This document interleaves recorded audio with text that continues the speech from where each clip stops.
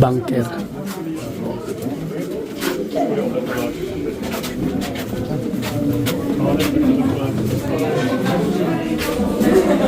Decompensation chamber. What is the decompensation chamber? Do you know? So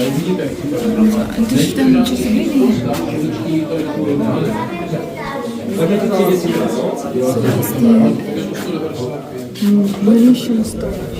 Ne, to je průzor do střílny, to se nasadilo tady. Tam se to mohlo zavřít, nebo se tam dal ten průzor, nebo to je ten otvor pro periskop, a to...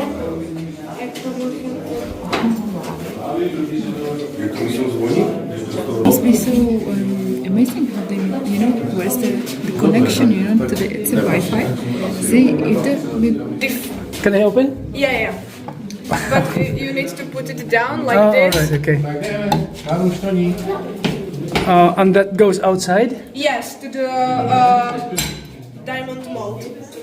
This is the diamond mold where was the empty ammunition stored. Yeah. And also it was one of the blind spots. It's something like tower where soldier climbed up and then observed the nearby area if there's... Upstairs. Yes. Wow. Ammunition. Ammunition storage.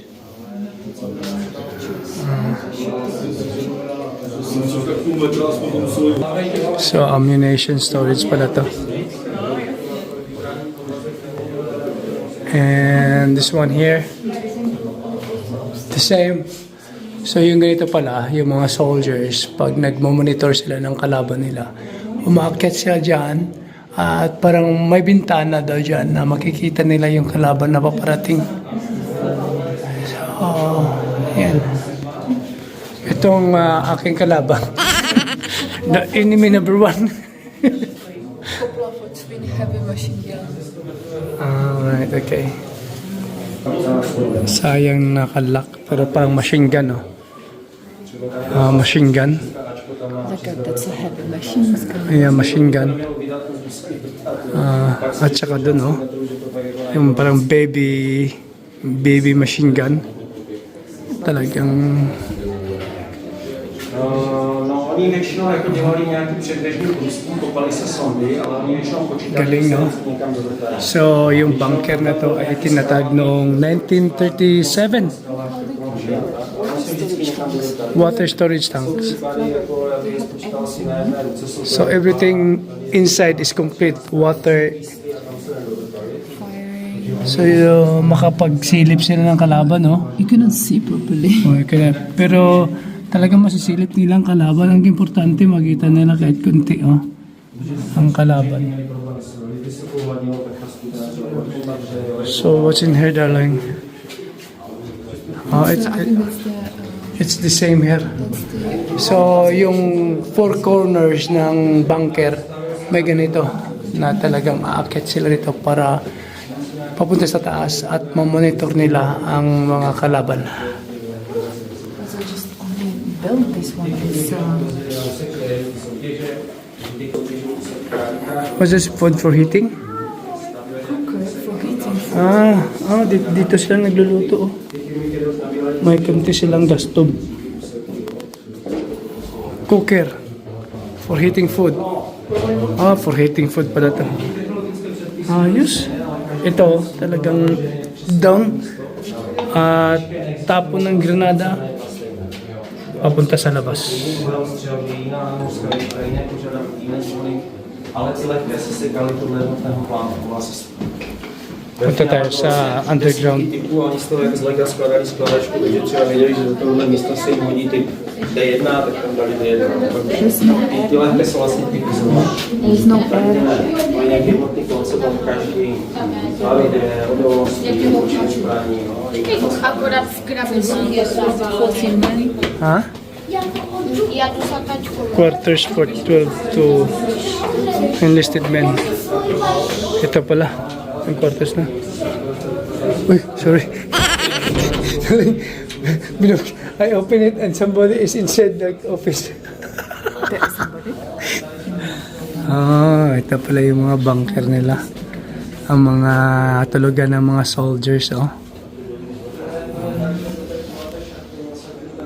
Ito pala yung tulugan ng mga soldiers natin noong panahon ni Hitler. Ito pa. Oh. Dala-dalawa. Ayan. Ayos din naman, oh. And, darling, what's this? There's any something written?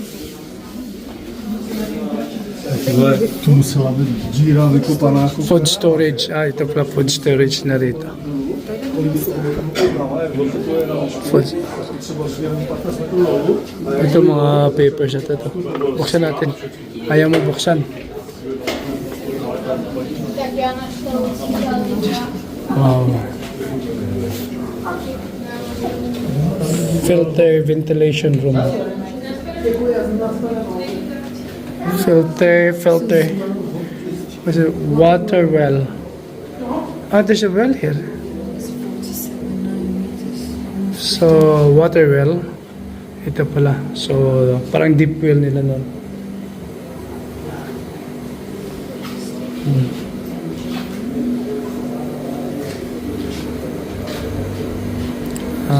Ito yung kan naman nila. Parang dynamo. Para sa tubig. Mga sus. Ang machine gun nila. May pistola pa dun, no? May pistola. Yung pistola. At saka machine gun. Vytvořili tam vlastně elektřinu, ta nebyla vedená zvenku, ale byla vytvořená vevnitř, s tím, že třeba nějakou vodostroje, což teda vzduchotechnika, nebo taky vlastně jakéhokoliv světla. Jinak, když to nebylo v provozu, tak se svítilo petrolejkama. So what's this for? This is the engine room. Engine room. For the whole like lights here and also for the power of the machines. Alright, okay. So engine pala to. Para sa electricity at saka tubig. 36 až 30, vlastně Ayos, grabe. Ang kakapal ng wall. Talagang kahit nung panahon ni Hitler, hindi nila na hindi nila na penetrate. začali stavět vlastně obranu proti tomu. Talagang, ano kaya klaseng baril to? Ang daming baril dyan, oh. Oh.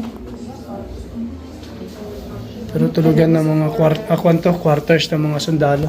So that's for guns. For the Guns? Ammunition guns? for ammunition, yeah.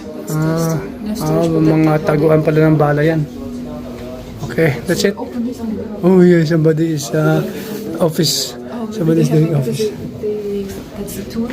So maybe they have the rest. Okay, let's go. Let's finish there, no? We're done there. Have you been here? Toilet. This toilet, can I use toilet? Sorry. Ito pa yung toilet nila rito. Ayan. May sink din. Toilet.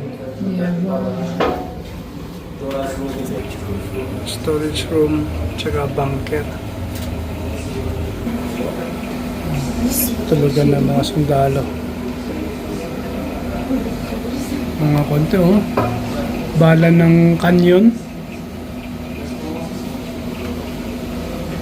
Ayos. So ngayon nakapagtun na tayo sa bunker dito sa Czech Republic. So usually itong bunker na to ay sarado to sa public. Pero dahil ngayong araw, May 8, ay anniversary ng independence ng Czech Republic laban sa Nazi ni Hitler noong 1945. So nagse-celebrate sila ngayon ng kanilang independence. Maybe there's no signal inside. Kasi bawal ang aso sa loob. Kaya si Sophia muna nagbantay. So pupunta si Sophia sa loob. Yun, sa likod natin yan yung bunker, oh. Laking bunker sa loob. At papakita natin sa inyo yung nahulugan ng grenade kung saan lulusot ang grenade. Ayan, come on. So dito lulusot ang grenade. Yan, mahuhulog dito.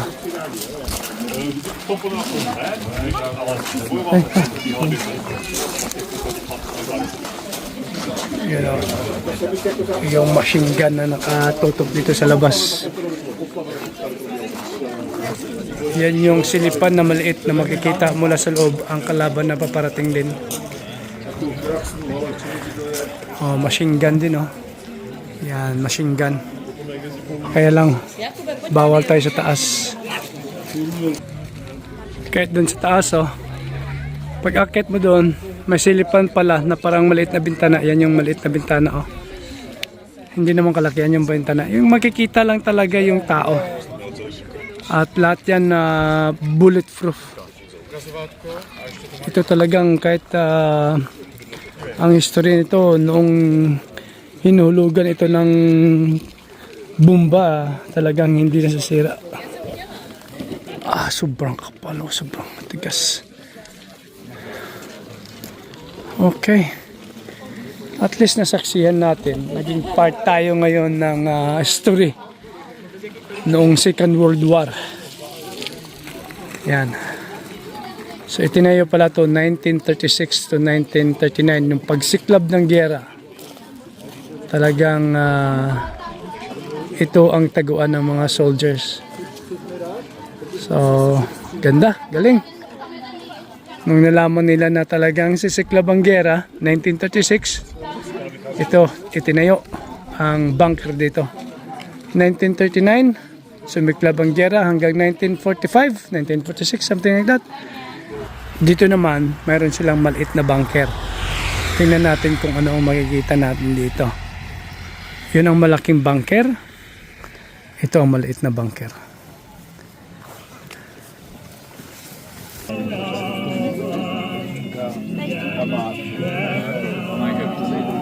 Yun ang entrance. So, kung may chance tayong papasok tayo.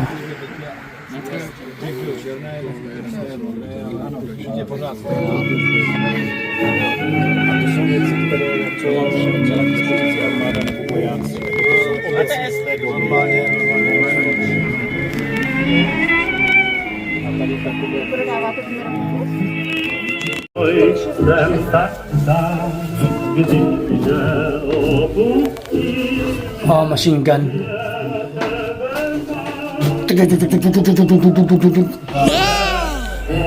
Samozřejmě velitel z toho zápisku střelci, kteří se měli mezi sebou střílet.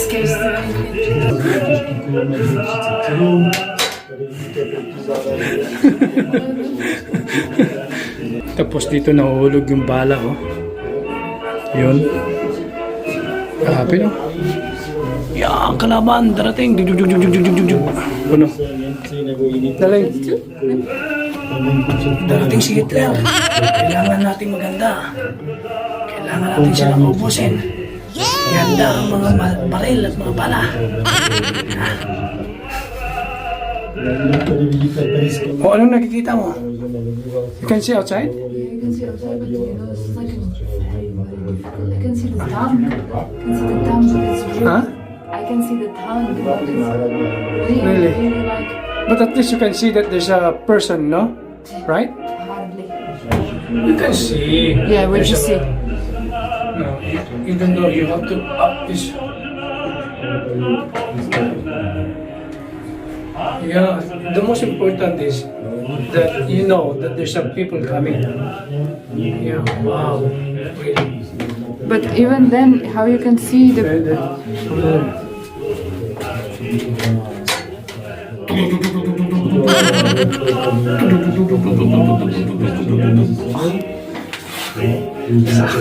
heavy? Huh? Heavy? Heavy? How you can see now? Nasa loob na tayo ng kanilang museum. So lahat ng makikita nyo rito ng mga gamit, mga sharpnels, mga bomba, mula pa noong Second World War. Which one do you like, Finkay, here? Ganda ng mga baril, oh. May mga pistola, oh. Ganda. Talagang ito yung mga pistola during Second World War, Pinkay. Kagaling, no? Ganda. I would choose this one. Or this one. I'll choose either 3 or 6.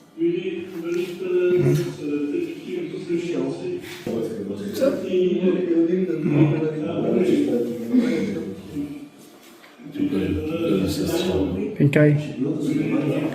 I used to have this one in Dado. This one. Yeah. 38 revolver.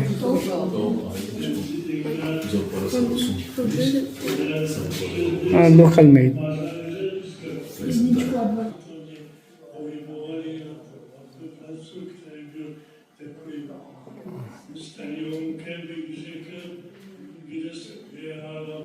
Ito pa, oh. Machine gun.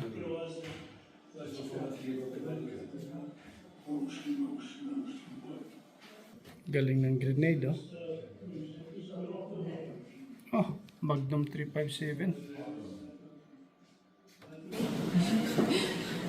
The Annihilation of Lidice.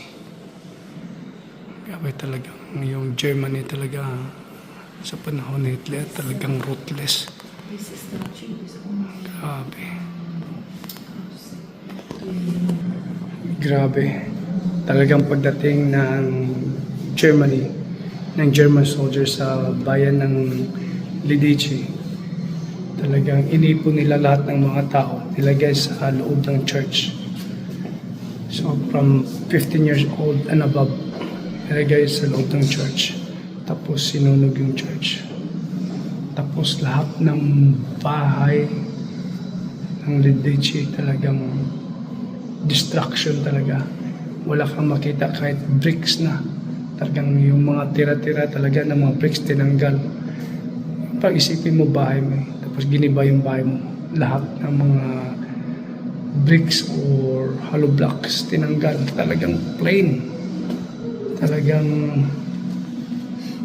naging plain, naging open field. You know, ever being burned by hot water? When anyone says that someone's being burned alive, like right there, there's so much pain for them. Being burned alive. If I would So, really scream. it's part of the history of the world. So, naging part talaga ng World War II ang Czech Republic na naging biktima ng mga Nazi. So, sabi niya na, binabasa niya, nasa Czech kasi 88 children na naiwan, pinadala sa textile factory para magtrabaho. Grabe, anong alam ng mga bata, no? Sa panahon talaga nun. Grabe. Kawawa. So, itong museum na to, malapit ito sa Opava. At yung bunker, medyo malayo-layo sa Opava, pero dahil nga ang Czech Republic ay nag-commemorate ng kanilang liberation mula sa pagsakop ng Nazi Germany noong 1945. So nagsiselebrate sila ngayon. Kaya yung mga tao, dahil holiday, ay pumupunta sa mga museum, sa mga bunker, kasi usually yung bunker dito sarado sa public. Pero pag mga May 8, ino-open nila. Free entrance. Grabe. Sobrang tigas. Talagang bulletproof. Grabe. So ito yung mga tangke ng Second World War. Itibay. Kaya hindi tayo pwedeng pumasok sa loob ng tangke. At least na-touch natin, nahawakan natin yung mga natirang kwan ng Second World War.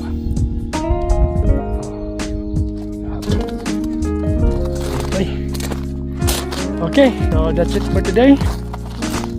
And, see you next vlog.